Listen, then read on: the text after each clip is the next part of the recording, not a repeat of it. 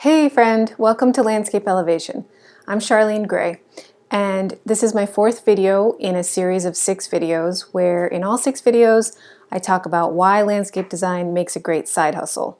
So quick summary, the first reason was about how landscape design has low startup costs. The second reason was how the variable nature of the work itself means a variable workday for you, day to day and job to job.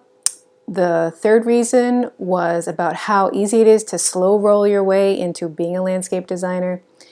And today I'll share the fourth reason why landscape design makes a great side hustle, and that reason is that this job requires you to spend time outside.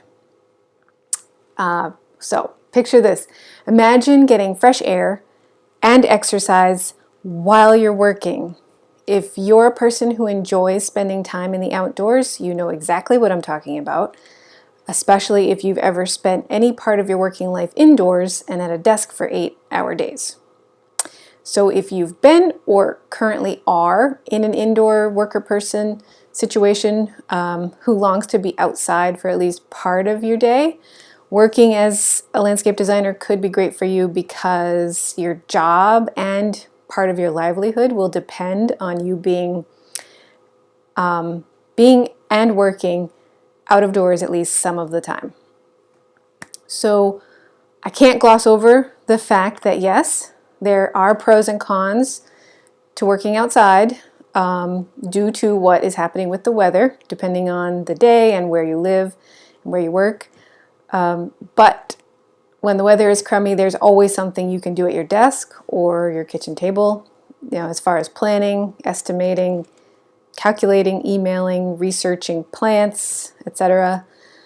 For example, as I record this, it's January here in the state of Maine, and it has been below freezing all of this week, combined with a super wind chill. And if you've never experienced a cold wind chill, I'll sum it up for you by saying, imagine a cold wind is stinging your face and biting it until it effectively turns your skin into leather. But as with everything else, this will pass.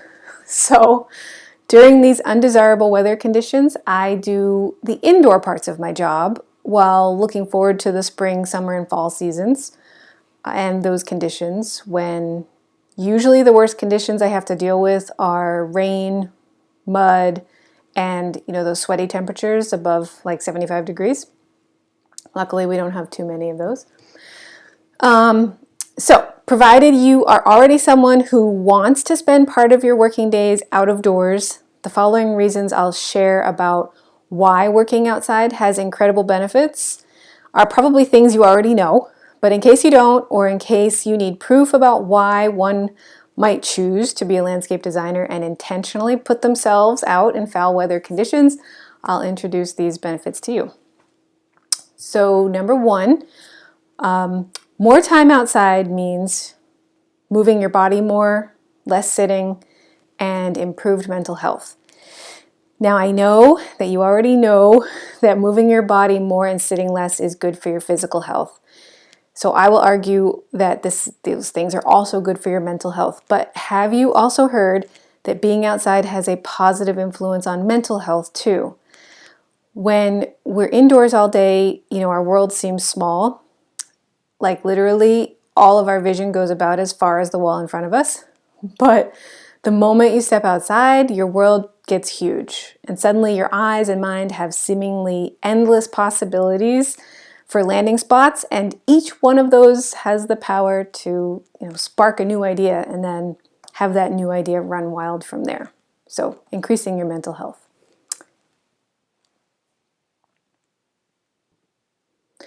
So speaking of mental health, and this is so cool, have you ever heard of the 2-step field trip? It goes something like when your world is feeling small, you take 2 steps. Step 1, you go outside. And step 2, you look up at the sky. So the sky, is so enormous and so full of mystery that just looking at it brings feelings of awe and amazement.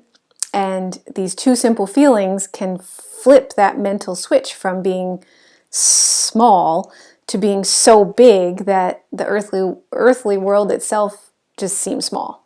And then, so the possibilities ahead and out there just seem endless. So anyway, getting outside helps you move more, sit less, and see bigger.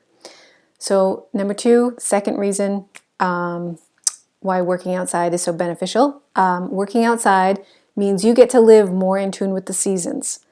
So the working life and day-to-day of a landscape designer is constantly changing, as I talked about in the second video of this series.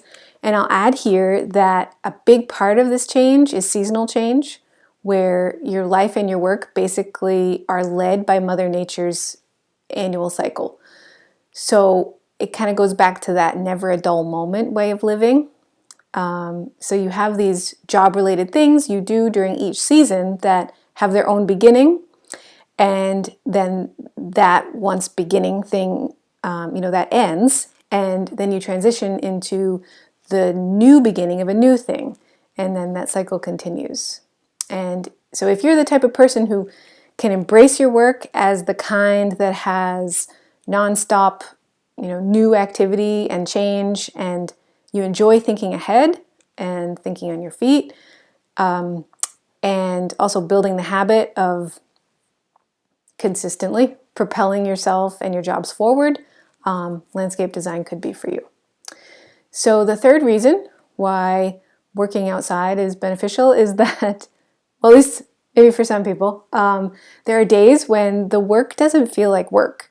And I'm not just saying that. Like, I realize I'm probably an outlier, but for me, and maybe this is for you too, when I'm outside and I'm in the midst of creating, meaning I'm following my gut and I'm piecing something together, words can barely describe the feelings that I have of accomplishment and hope I have, and just the hope I have about what I'm acting out.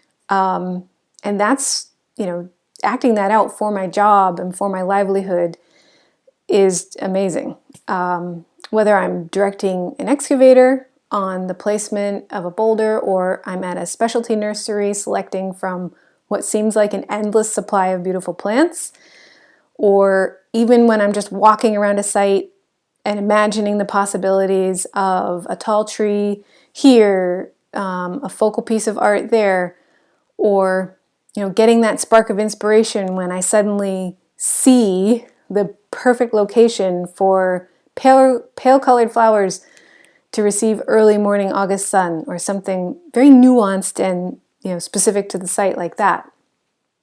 Anyway, my point is that when two of these things happen, I'm outside and I'm creating, work doesn't feel like work. It feels like, I don't know, fun, inspirational, hopeful, and those things bring feelings of joy and satisfaction and accomplishment. So I'm not saying that working as a landscape designer will do those things for everyone, but obviously it definitely won't.